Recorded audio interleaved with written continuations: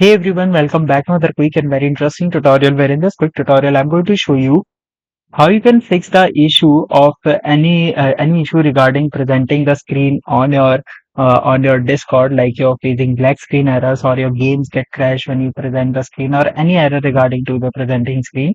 Now in order to fix all that, just simply click on user settings or the settings option. Herein scroll down in this left menu when you click see on this option that says voice and video. In here scroll down till the last where you will see this option that says streaming and expand this.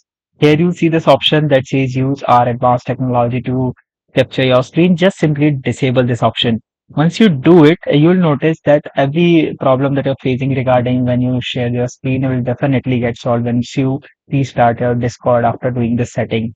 Alright, so that's it for this tutorial. I hope this video will be helpful for you. Make sure to hit the like button and subscribe button for more such helpful and interesting tutorials. See you in the next one. Take care.